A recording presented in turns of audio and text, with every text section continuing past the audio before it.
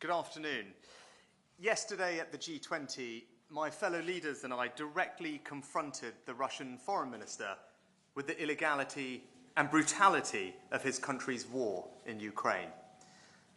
Barely 12 hours later, more than 80 Russian missiles rained down on Western Ukraine, killing civilians and destroying civilian infrastructure.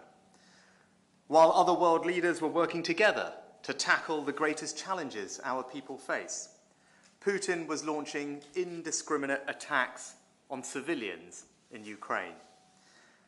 In the wake of these attacks, today we held an urgent meeting of allies to underscore our solidarity with Ukraine and Poland. I also spoke to Polish President Duda this morning to offer my wholehearted support and assurance that the United Kingdom stands steadfastly behind him and his people at this worrying time. We should all be clear, none of this would be happening if it weren't for Russia's invasion of Ukraine. This is the cruel and unrelenting reality of Putin's war. As long as it goes on, it poses a threat to our security and that of our allies. And as long as it goes on, it will continue to devastate the global economy. 2/3 of G20 members are currently experiencing inflation rates over 7%. And the IMF predicts 1/3 of the world's economy will be in recession this year or next. At a time when countries are tentatively emerging from the ravages of the COVID-19 pandemic, households across the world have been hit by punishing price rises and are facing an uncertain future. When the G20 was established, it was with the acknowledgement that economic shocks are inherently global. Responding to them requires coordination and cooperation between the world's largest economies. We have come together over the years, despite our political differences, in recognition of the economic importance of this forum. But this year in particular, as last night's events laid bare, the challenges we face are utterly political. The persistent threat to our security and global economic asphyxiation has been driven by the actions of the one man unwilling to be at this summit, Vladimir Putin. There is not a single person in the world who hasn't felt the impact of Putin's war. Global food markets have been severely disrupted by his attempts to choke off Ukrainian grain supply. There has been an 8-fold increase in global energy prices thanks to Russia turning off their gas taps. And the economic aftershocks of Putin's casual disregard for human life will ripple around the world for years to come. But in Indonesia this week, the rest of the G20 have refused to let Russia's grandstanding and hollow excuse-making undermine this important opportunity to make life easier for our people. Economic stability and confidence are at the heart of the government's agenda. That means being a constructive and reliable member to the international community, using our influence to help keep global prices down and create the conditions that will help the United Kingdom and other global economies return to growth. At this summit, G20 partners have come together to strengthen our international economic foundations, making ambitious commitments to help the most vulnerable, reduce global reliance on Russian fossil fuels in favour of greener, more secure alternatives, and drive a better future where no country has the power to devastate the global economy. I'd like to thank the Indonesian President Jokowi for the role he has played in hosting these discussions and leading the G20 at this challenging time. Tomorrow, the Chancellor will build on these international foundations when he makes the autumn statement, outlining his plan to get the country on a positive trajectory, put the public finances on the right footing, and get debt falling. By promoting free markets, forging strong international relationships, and prioritising our stability and security, we will build a global platform for the United Kingdom to thrive, giving the people of our country the certainty that they need. Thank you. We'll take some questions from the press, I think starting with Chris from the BBC. Chris, over to you. Thank you, Prime Minister. Chris Mason, BBC News. To be clear, are you disputing what we've heard from President Biden? He said it's unlikely that the explosion in Poland was caused by a missile that was fired from Russia. I wonder what UK intelligence reports are saying and what you've heard from them. And if I may, what do you say to people today seeing this news who are deeply worried that a moment like this, even if not this particular incident, could see the UK drawn into a war with Russia? Thank you, Chris. Well, this is something that we discussed this morning at our meeting of allies, and I think what we all agreed this morning was that it was important for our teams to establish the facts, and that is exactly what is happening as we speak. There are teams on the ground involving not just the Poles, but also the Ukrainians, Americans, and others. I think all of us want to get to the bottom of what happened, and it's right that we let that process conclude. But to your second point, and taking a step back, the reason we're even having this conversation is because yesterday Russia rained down over 80 missile strikes on the Ukrainians, on civilian infrastructure, electricity, water, and such like. That's why we're having this conversation, and we can't lose sight of that fact. But we will get to the bottom of what happened, and that's what the teams are doing as we speak. Anushka, ITV. Prime Minister, when you were woken up at 5 a.m. this morning and told about this missile getting as far as Poland, did it bring home to you how quickly this war could escalate? Yeah, that's why one of the first things I did this morning after receiving the news was to call President Duda of Poland. Poland is a staunch ally of the United Kingdom, and I wanted to give him my personal reassurance and commitment that we stand steadfast with him and his people at this time. We're there to help them with what they need and to express my sympathies for the loss of life that his country have experienced. But it does, as I was saying to Chris, just put in stark reality what happened yesterday. And I also spoke to President Zelensky earlier today with Prime Minister Trudeau, where he described what was going on in his country yesterday, and it's awful to hear. As I said, over 80 missile strikes targeting civilian infrastructure with the loss of civilian life.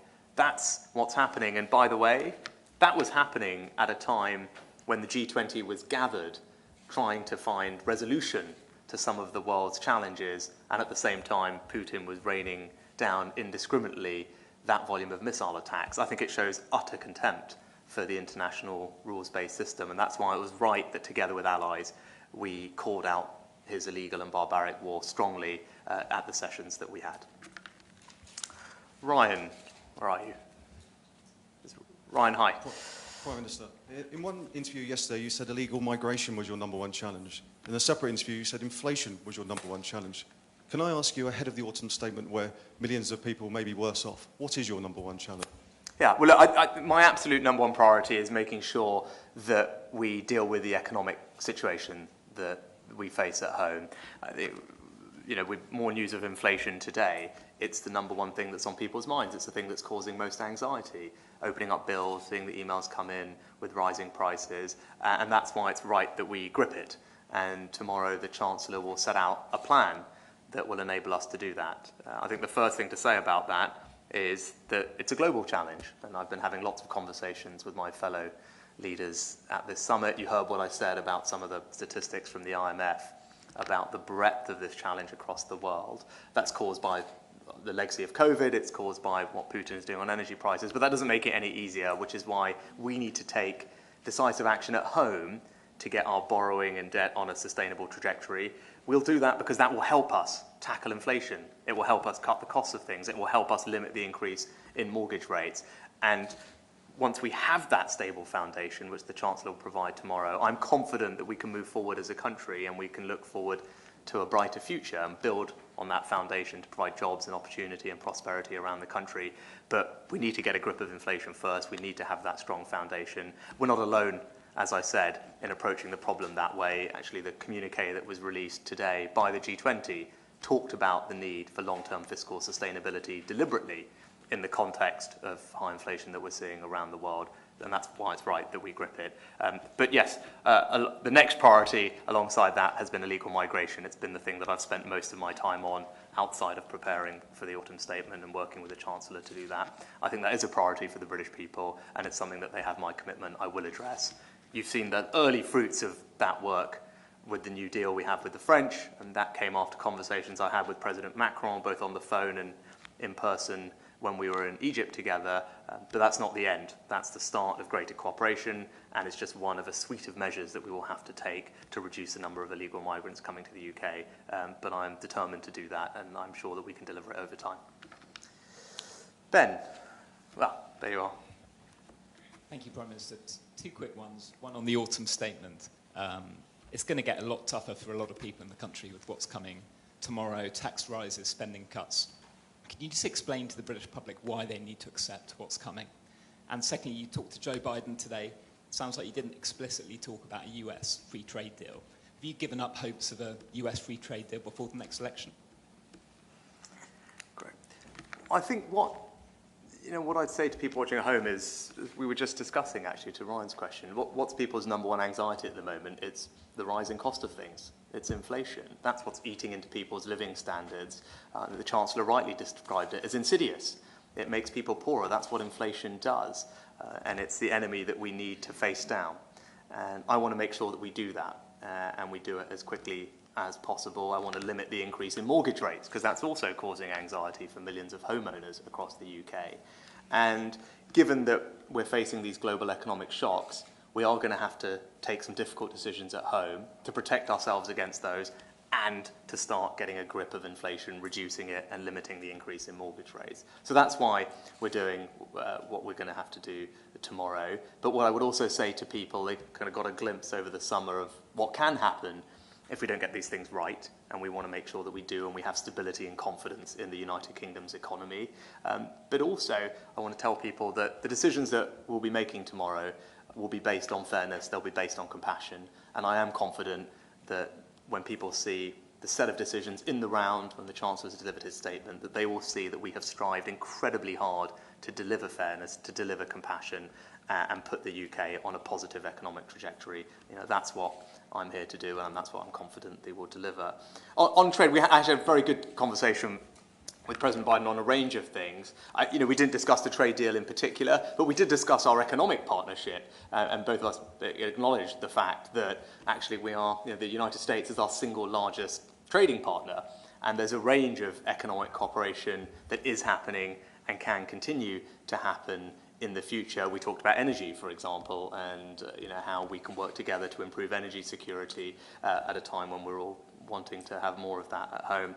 So I'm filled with optimism about our ability to do more trade with the US, to deepen our economic relationship, but as I said, that can happen in lots of different ways, and you'll see that over the coming months and years, I'm sure. Seb from the FT. Well, there you are, Seb. Hi. Thank you, Prime Minister. The UK's economic woes seem to be particularly acute compared to some of its neighbours and like-minded countries. Do you accept that Brexit in any way is a contributing factor to those issues? And linked to that, the former Environment Secretary, George Eustice, has said the UK's trade deal with Australia is essentially a dud, we gave far too much away for far too little. Will you be looking to renegotiate that, and how do we avoid that in the future? Well, I think when you're thinking about what the UK's economic situation is, I'd point you back to the comments and the statistics that I made in my opening remarks. 2/3 of the global economy, or G20 members, seeing inflation rates above 7% at the moment. The IMF thinks 1/3 of the global economy either is or will be in recession. That is the global context. That's what's dominated the conversations that I've been having here. And we know why that is. It's the legacy of COVID, and it's, of course, what Putin is doing that is driving up energy and indeed food prices. And if you talk to some of my colleagues from Africa and what they're grappling with, they're very cognizant of that. So that's the global economic context, and I think that is what's dominating what's happening. Every country is going to have idiosyncratic things, but those are the overwhelming dominating factors that are leading to the economic challenge that we're facing at the moment. Now, with regard to Australia, look, every trade deal has, there's give and take on both sides. What I'd say to people about the Australia trade deal, it's going to make it easier for young Brits and Australians to go and work and visit each other's countries, which is a positive thing. It's going to reduce the prices of Australian goods in the UK, and it's also going to support over 3 million British jobs which are engaged in exporting to Australia. But what I've said on trade deals more generally is that my approach will be one where we don't sacrifice quality for speed. I want to take the time to get trade deals right, make sure that they work for the UK. I'm confident that we can do that. And indeed, I've been having conversations with other leaders here about deepening our trade partnerships, particularly in the Indo-Pacific region, with Australia, with Japan and with Canada, the CPTPP arrangement. I've spoken to all those leaders about our plans to join that free trade area, which are exciting, and I'll be doing that after I leave here as well as the trade deal with India, which we remain committed to. But we need to make sure we get these things right, and that's what I will do. Brilliant. And I think we have one last question from the international press. Laraswati, where are you? From Compass, is that right? Yes, thank you, Prime Minister. My question is, with the recent increase in geopolitical tensions, how is the UK going to work together with all of your G20 peers to implement today's communique? Thank you. Thank you. It was an excellent question to end on. I think probably there may have been people who came into this summit with some scepticism about what was possible. And I just think, actually, I'll start by paying enormous tribute to President Jokowi for his leadership in what have not been easy circumstances. But the communique that was released today is substantive, it's comprehensive, it's action-oriented, and it was by no means a short.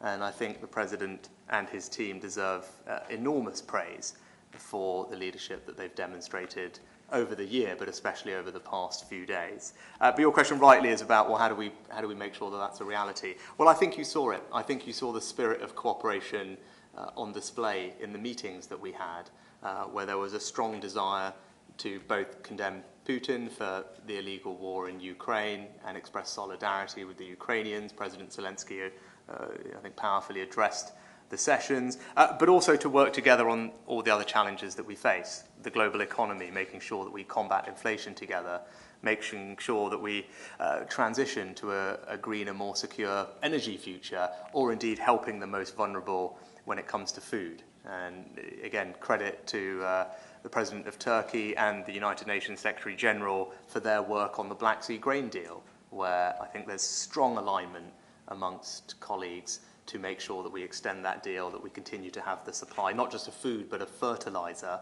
and ensure that Russia doesn't stop that from happening, because there are many countries that are suffering. 2/3 of the wheat from Ukraine goes to developing countries. It's important that we maintain that flow. So look, I think those are some of the things coming out of this summit that I want to make sure we go and focus on and deliver for people. But what I'd also say is I think there's excitement about India taking the baton. I think Prime Minister Modi made an excellent speech at the close of the summit, and there's a lot of positivity about about all the positive things that have come out of this summit being carried on into India's presidency, and people are looking forward to supporting India in that, and we certainly will play our part in the United Kingdom to make sure that we do that. Perfect. Thank you all very much.